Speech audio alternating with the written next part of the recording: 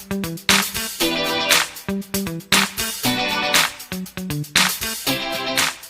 susah ya bikin video, susah banget guys. Oke.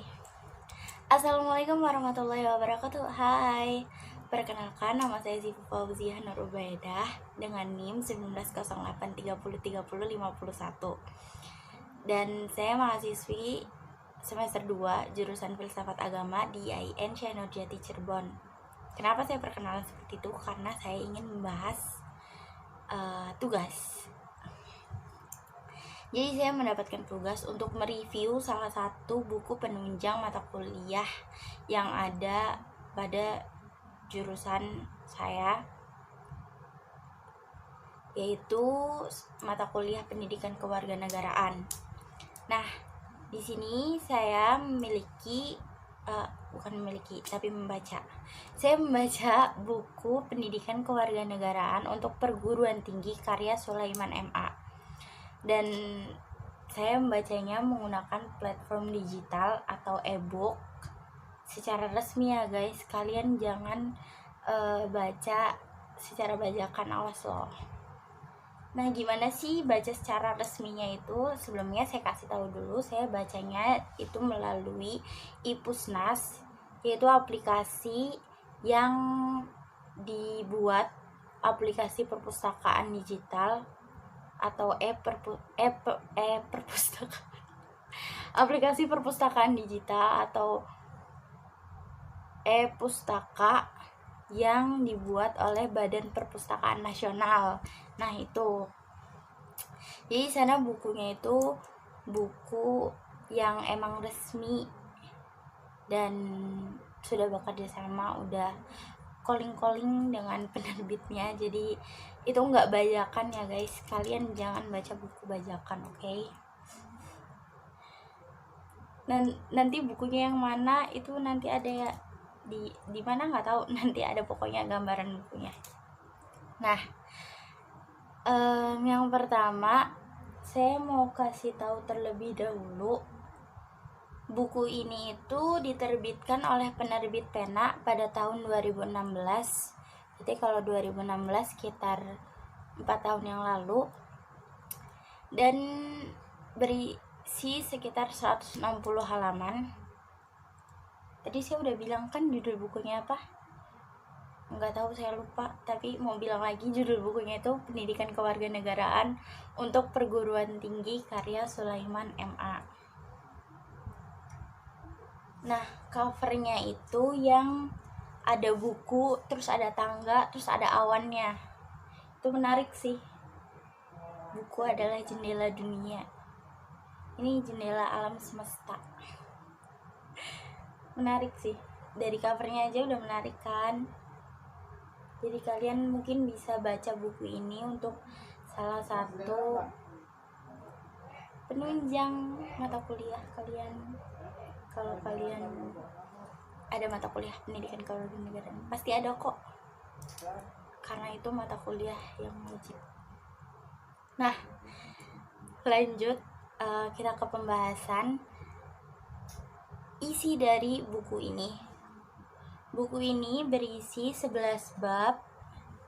Jadi saya mau kasih tahu aja judul per babnya dan subjudul yang ada di dalam babnya. Jadi di sini ada bab pertama yang berisi Pancasila sebagai dasar negara, yang ada subjudulnya, yaitu ada 5 subjudul. Yang pertama ada Pancasila dalam pendekatan filsafat, kemudian makna, nilai-nilai yang terkandung atau terdapat di dalamnya, lalu kemudian ada landasan yuridis Pancasila sebagai dasar negara, lalu yang keempat ada makna Pancasila sebagai dasar negara Republik Indonesia, dan yang kelima ada Pancasila sebagai sumber hukum. Jadi di bab pertama ini kita dikenalkan mengenai Pancasila. Tentu kalian semua tahu dong, Pancasila itu adalah ideologi bangsa kita. Nah, di bab kedua, masuk pada bab kedua. Di bab kedua ini berjudul Pancasila sebagai Ideologi. Nah, tadi di pertama kita dikenalkan dulu mengenai pendekatan Pancasila, lalu kemudian makna-makna atau isi-isi yang ada di dalam butir-butir Pancasila. Nah, sekarang yang kedua ini kita dikenalkan Pancasila sebagai ideologi bangsa kita, yang di dalamnya terdapat subjudul. Yang pertama itu ada ideologi Pancasila, kemudian yang kedua ada proses perumusan ideologi Pancasila, yang ketiga Piagam Jakarta 22 Juni 1945, kemudian yang keempat ada Pancasila sebagai ideologi terbuka, yang kelima ada teori tentang ideologi, yang keenam berisi fungsi ideologi Pancasila, dan yang ketujuh ada implementasi ideologi Pancasila. Nah, di sini pasti isinya itu mulai dari judul dengan subjudulnya itu kalian semua mungkin udah paham kalau di sini bab 2 ini membahas mengenai Pancasila sebagai ideologi yang ada di negara Indonesia. Lalu kemudian yang ketiga ada berjudul yaitu Pancasila sebagai etika politik. Nah, di sini ada subjudulnya, yaitu ada 3 subjudul. Yang pertama ada etika, nilai, moral, norma, dan etika politik. Lalu yang kedua ada etika politik Pancasila. Yang kemudian yang ketiga ada implementasi etika politik Pancasila. Nah, di sini kita juga teman-teman pasti udah paham dong kalau misalnya di bab ketiga ini tentu dibahas mengenai etika politik dengan menggunakan Pancasila. Jadi ketika karena kita memiliki ideologi bangsa kita memiliki ideologi Pancasila, maka dari itu kita memiliki landasan ideologi itu kan landasan negara, otomatis kita juga harus berpaku pada Pancasila setiap apapun yang ada pada negara kita, termasuk dalam politik. Kemudian di bab 4 kita masuk pada identitas nasional yang berisi subjudul, yang itu yang pertama ada pengertian identitas, yang kemudian kedua ada identitas nasional, yang ketiga adalah negara bangsa Indonesia, dan yang keempat urgensi integrasi nasional. Nah, di sini pada bab 4 kita sudah masuk ke identitas nasional. Identitas itu kan suatu simbol, suatu ciri, suatu merek.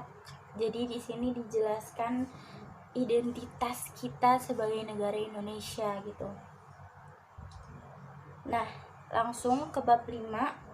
Di bab 5 ini terdapat judul yaitu hak dan kewajiban warga negara terhadap negara,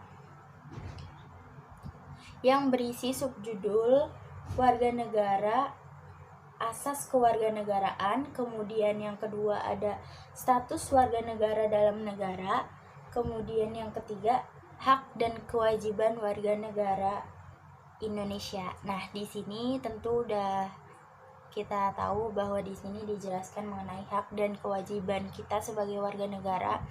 Jadi di sini pasti dipaparkan apa yang harusnya kita berikan atau kewajiban kita sebagai warga negara Indonesia, dan kemudian apa yang harus kita dapatkan sebagai warga negara Indonesia pula. Jadi kalian harus baca. Kemudian di bab 6 yaitu berisi politik dan strategi nasional. Di sini berisi subjudul yaitu landasan dasar politik dan strategi politik nasional. Kemudian ada yang kedua maksudnya ada penyusunan politik dan strategi politik nasional, dan yang ketiga ada kesuksesan politik dan strategi politik nasional, dan yang keempat ada strategi politik nasional Kemendikbud atau Kementerian Pendidikan dan Budaya. Nah, maksudnya di sini itu berisi politik dan strategi nasional, yaitu berisi tentang strategi. Tentu kalian tahu maksud dari strategi itu apa. Strategi itu cara untuk mencapai sesuatu. Kalau kalian nggak tahu strategi itu apa, kalian harus buka KBBI. Nggak usah cari bukunya, ada juga KBBI dengan aplikasi, kalian harus download biar kalian tahu apa kata-kata yang nggak kalian tahu, kalian bisa tahu gitu. Lanjut kita lanjut ke bab 7. Di bab 7 itu ada konstitusi NKRI. Nah, kenapa sebelumnya kita potong dulu kenapa saya dari tadi tengok ke kiri karena di sini ada notebook saya yang menampilkan digital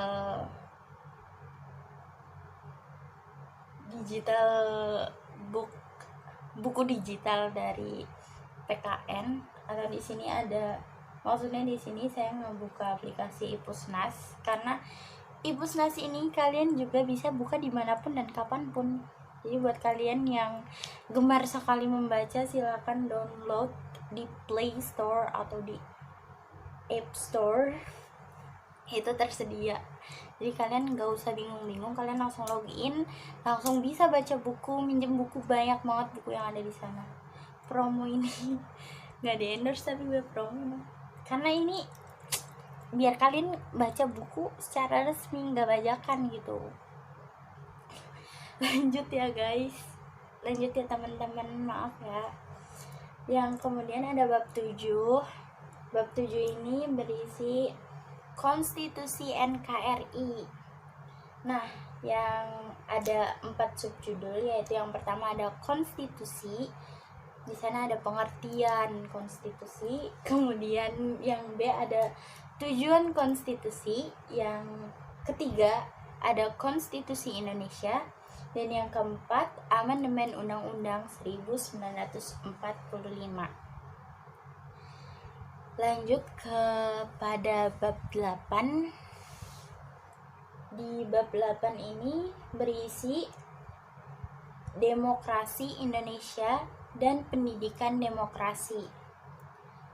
Nah, subjudulnya itu berisi yang pertama A, konsep demokrasi. Kemudian yang kedua ada sejarah perkembangan demokrasi. Yang ketiga ada demokrasi Indonesia. Yang keempat ada demokrasi, partai politik dan pemilihan umum atau pemilu. Dan yang kelima ada pendidikan demokrasi. Jadi di situ dijelaskan mengenai demokrasi. Kalian tahu dong kalau Indonesia juga adalah sebuah negara dengan demokrasi. Oke.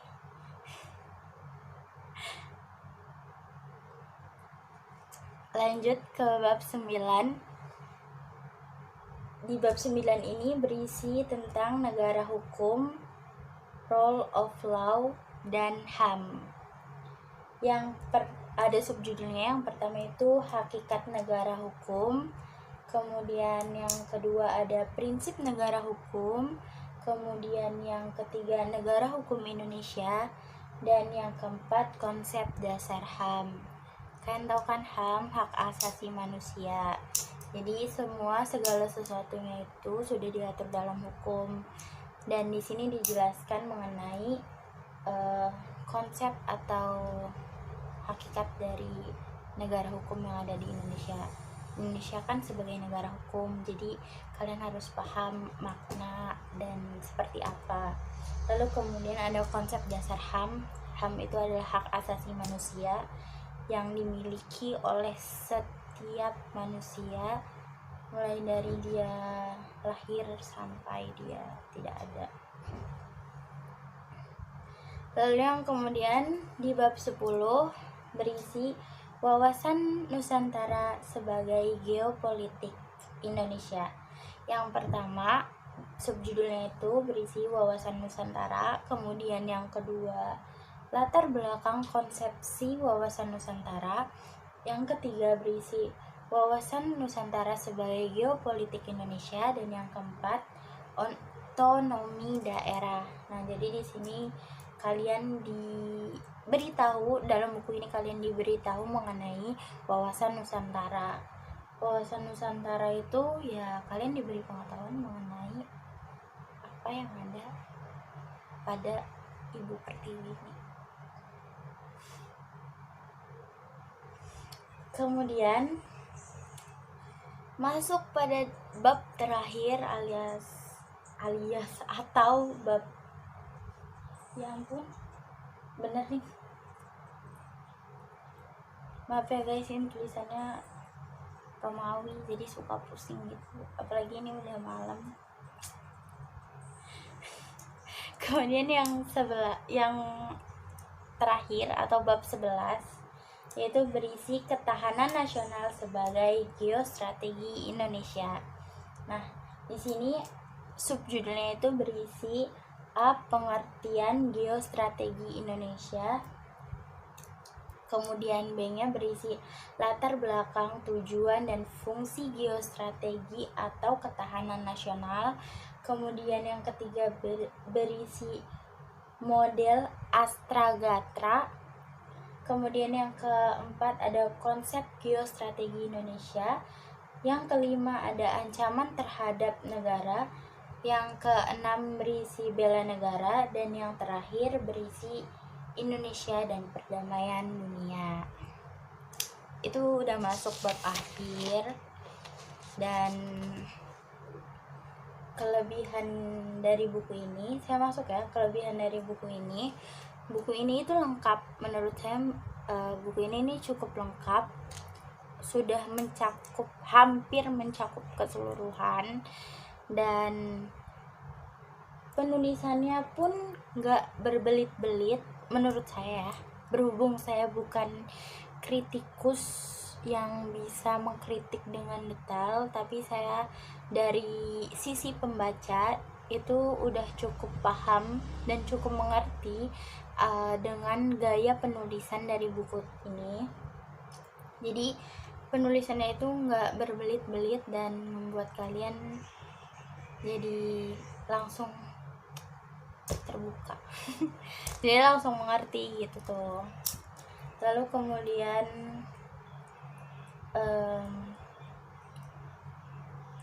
mulai dari cover sampai pada akhir buku juga sangat menarik. Tadi kan saya udah bilang di awal kalau covernya itu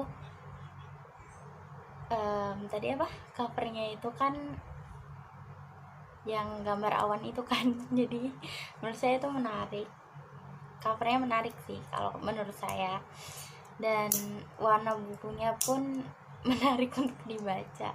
Jadi kalian sebenarnya cover ini antara penting tapi tidak penting dan tidak penting menurut saya. Kalau menurut saya, karena apa yang penting itu kan yang ada di dalam bukunya. Nah, lanjut kekurangan bukunya. Entah ya, saya baca tapi saya nggak merasa kekurangan itu kan karena mungkin pendidikan kewarganegaraan itu kan banyak sekali maksudnya. Jadi nggak semua yang ada di sini mencakup keseluruhan, tapi ini udah lumayan lengkap. Nah, buat kalian yang merasa kalau misalnya membaca satu buku tidak cukup, ya memang karena pengetahuan itu kan sangat luas, jadi kita bisa cari dari mana aja. Nah, kalau misalnya satu buku ini kurang, kalian bisa langsung baca buku lainnya karena banyak banget referensi. Kalau misalnya kalian emang urgent urgensi dengan keuangan dan kalian nggak bisa beli bukunya, kalian bisa pinjam di perpustakaan. Kalau misal pun kalian males nih, takut hilang atau apa, kalian bisa download iPusnas. Sekali lagi nih, kalian bisa download iPusnas daripada kalian mendownload secara bajakan yang melanggar undang-undang juga. Jadi kalian bisa langsung download di platform resmi yaitu iPusnas. Aplikasinya kalian bisa langsung download di Play Store atau di App Store, itu ada. Jadi kalian gak usah khawatir kalau itu bajakan atau enggak. Oke. Mungkin segitu aja reviewnya. Mohon maaf kalau misalnya ada banyak kekurangan karena this is first time, pertama kali buat video dan maksudnya video untuk hal seperti ini dan mereview buku secara langsung. Jadi mohon maaf kalau misalnya ada kesalahan. Goodbye. Kasih.